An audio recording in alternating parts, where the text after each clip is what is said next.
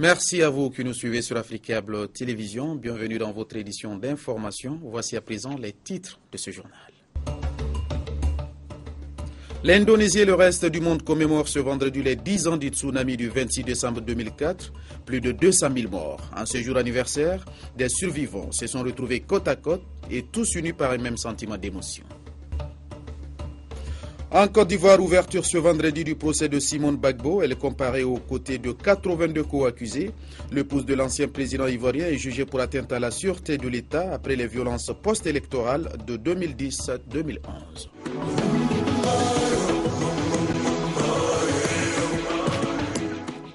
Bonjour à toutes et à tous et merci de votre fidélité à la première chaîne panafricaine.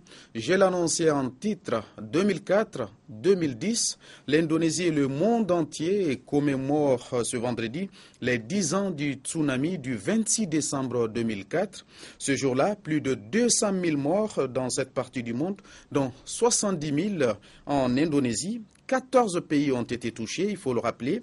En ce jour anniversaire, des survivants, dont des secouristes, des religieux, des responsables politiques se sont retrouvés côte à côte et tous unis par un même sentiment d'émotion. Il y a 10 ans, c'est ici que le tsunami a fait le plus de dégâts. Pour rendre hommage aux 170 000 victimes indonésiennes, des prières ont été récitées devant des membres du gouvernement. Direction ensuite les fosses communes, sur lesquelles des pétales de fleurs ont été parsemés. Puis la cérémonie commémorative commence, devant un parterre d'ambassadeurs étrangers, principalement des donateurs qui ont participé à la reconstruction de la province d'Aceh. Le peuple d'Aceh se souviendra de votre aide. Peu importe où vous êtes, votre nationalité ou votre religion. Cela montre que le peuple d'Aceh est une communauté cosmopolite. À l'époque, dans un élan de générosité sans précédent, plus de 11 milliards d'euros avaient été récoltés. Aujourd'hui, Banda Aceh est en reconstruction, mais la vie n'a toujours pas repris son cours normal. Cette cérémonie est aussi l'occasion de tirer des leçons, d'apprendre à affronter un problème compliqué en restant unis. La vague de 35 mètres de haut a également touché le sud de la Thaïlande. En tout, 5300 victimes, dont le petit-fils du roi. Cette femme a également perdu ses 2 fils. Je ne sais pas quoi dire. Même quand il ne s'agit pas d'un anniversaire, je continue à venir ici. Ils sont toujours dans mon esprit, je ne les oublierai jamais. Mes enfants me manqueront toujours. Plus de la moitié des victimes étaient des touristes étrangers. Pour leur rendre hommage, des vacanciers se sont rassemblés sur la plage. La cérémonie était très belle, je trouve. C'était très émouvant. Et nous avons pu ressentir ce qu'ils ont ressenti. Je l'ai vraiment ressenti. Je ne pensais pas que 10 ans après ce serait aussi émouvant. J'étais déjà là les autres années, mais aujourd'hui c'est encore autre chose, un lien particulier avec les gens présents ici. En tout, 14 pays ont été touchés par ce tsunami qui a fait plus de 200 000 morts. Voilà, 2004-2014, 10 ans que ce drame a frappé cette partie du monde. Et dans le reste de l'actualité, la Libye ne finit pas de s'enfoncer dans le chaos. La Libye post-Kadhafi, le pays est littéralement coupé en deux. 2 gouvernements, 2 parlements, l'un reconnu par la communauté internationale et l'autre proche des islamistes. Des islamistes qui multiplient les attaques pour notamment prendre le contrôle des ressources pétrolières dans l'est du pays. Au moins 22 soldats tués ce jeudi quand des miliciens ont visé à la roquette des terminaux pétroliers de Ras Lanouf et d'Al-Cedra. Et on en vient maintenant à l'actualité politique en Haïti avec cette tentative pour démêler cet imbroglio politique qui dure depuis des mois. Le président Martelly a désigné Evans Paul, le nouveau Premier ministre, en remplacement de Laurent Lamotte-Évincé. Evans Paul a la lourde tâche de former un gouvernement avant la date fatidique du 12 janvier. Le pays va se retrouver sans un parlement. Et dans l'actualité, la coopération bilatérale entre le Gabon et le Royaume du Maroc, les questions relatives à l'intégration et à la sécurité ont été passées au peigne fin par les ministres marocains et gabonais. Il a été question d'une convergence de vues dans l'appréhension des différents axes liés à la sécurité et à l'immigration. Séance de travail entre le ministre marocain de l'Intérieur, Mohamed Assad, et son homologue gabonais, Guy Bertrand Mapangou. En présence de leurs ministres délégués respectifs, ces échanges à bâton rompu ont permis aux deux parties de passer en revue les questions liées à l'immigration et à la sécurité. Là-dessus, le Gabon et le Maroc œuvrent pour une synergie d'action. C'est tout à fait des mises au point, disons, régulières qu'on fait tous les deux sur les dossiers qu'on a en fait. Avec ce ministre de l'Intérieur, c'est surtout les aspects liés à l'échange d'expérience, aux formations, etc. Dans quel domaine, par exemple? Dans le domaine de la coopération, comme il y avoir des coopérations entre les services de sécurité. L'accord cadre de coopération paraphé peu avant cette audience par le Gabon et le Maroc portant sur l'échange d'expériences entre l'Initiative nationale de développement humain du Royaume chérifien et la stratégie d'investissement humain au Gabon a été également au centre des discussions. En clair, la coopération agissante entre les deux pays porte ses fruits. La suppression des visas en est une parfaite illustration. Direction la Côte d'Ivoire pour parler de sécurité et pour sécuriser les fêtes de fin d'année. Une opération militaire baptisée Mirador 2014, forte de plus de 16 000 soldats, a été lancée à Abidjan. Le constat de ce dispositif sécuritaire dans ce reportage. S'assurer du bon déploiement des forces sur le terrain, du renforcement de la sécurité sur les points sensibles et permettre aux populations de passer des fêtes de fin d'année paisibles. C'est le sens de la tournée du ministre chargé de la Défense, Paul Kofi, dans le district d'Abidjan. Première étape, le CCDO, le Centre de coordination des décisions opérationnelles au plateau, pour un point de situation. Paul Kofi et le général de corps d'armée, chef d'état-major général des forces républicaines de Côte d'Ivoire, ont eu droit à une présentation du plan de sécurisation du district par le lieutenant-colonel Ali Bassanti. Pour l'occasion, l'unité mixte a renforcé son dispositif en déployant plus de 200 éléments sur le terrain. Après le CCDO, Paul Kofi et le chef d'état-major général des forces républicaines de Côte d'Ivoire ont mis le cap sur l'échangeur de Marcouri. Tous les éléments sont en place. Le pont Henri Konan Bédié n'échappe pas au contrôle. La radiodiffusion-télévision ivoirienne également. Gendarmes, policiers, forces républicaines de Côte d'Ivoire et éléments du CCDO déployés assurent la sécurité des lieux et des biens. On voulait rassurer la population qu'elle doit pouvoir fêter tranquillement, qu'elle doit aller à leur lieu de culte. Nous avons vu nos hommes sur les différents sites à sécuriser et également nous avons constaté que le moral est haut.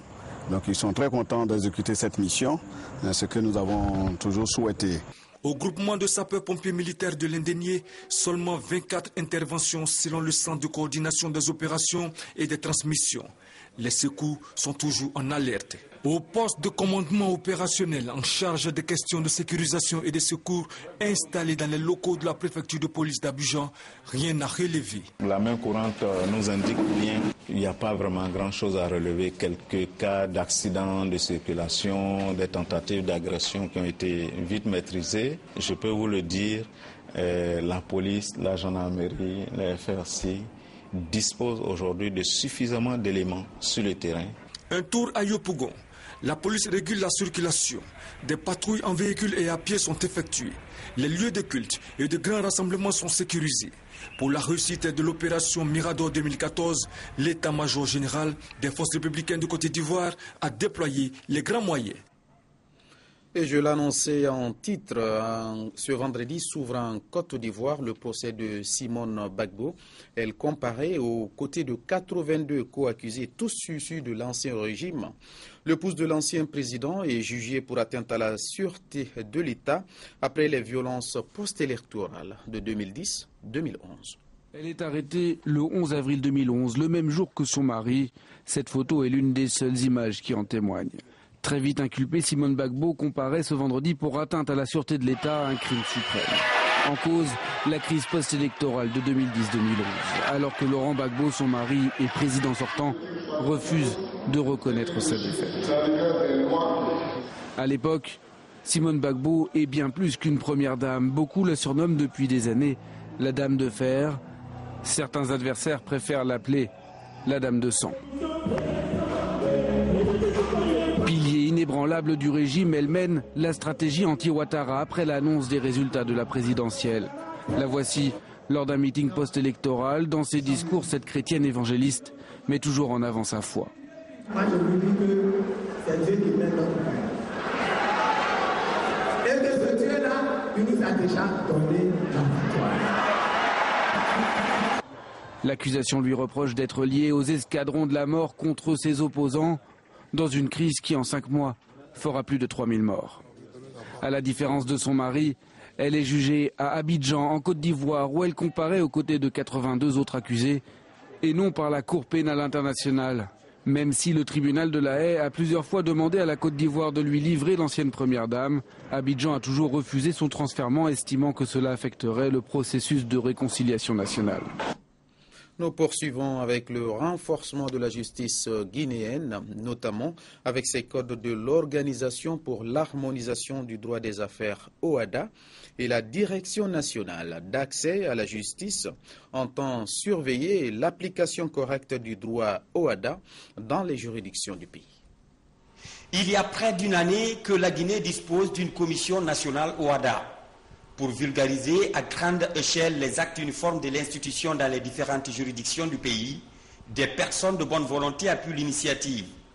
L'Association des juristes en action pour le droit a offert plus de 200 codes aux magistrats guinéens à travers la Direction nationale d'accès au droit et à la justice.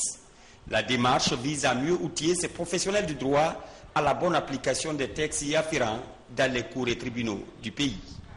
Notre motivation, c'est que les magistrats soient à jour, parce que le droit OHADA, c'est un droit qui se veut simple, moderne et adapté à la situation de l'économie des pays qui sont membres de l'OHADA. Donc nous, notre ambition, comme ce sont des codes qui sont actualisés, parce que ce sont des codes qui datent de 2014, donc ce sont des codes qui sont à jour, notre préoccupation, c'est que les institutions judiciaires soient aujourd'hui à jour des préoccupations nationales.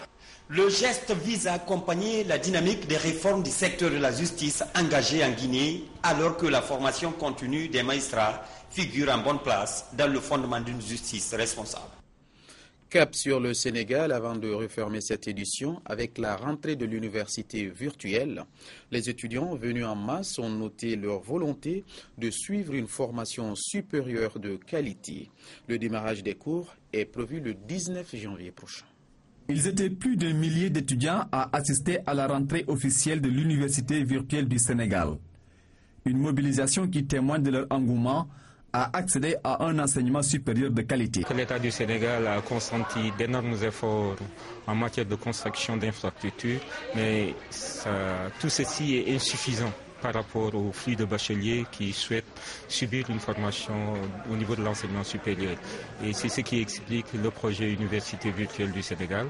Si les nouveaux bacheliers orientés approuvent, les anciens souhaitent plus de rapprochement et la livraison à temps du matériel. D'après ce qu'on nous a expliqué en ce moment, tout à l'heure, dans la salle, on voit que c'est une université d'avenir. Parce qu'il y a l'implication de la nouvelle technologie, ça veut dire les ordinateurs, l'informatique.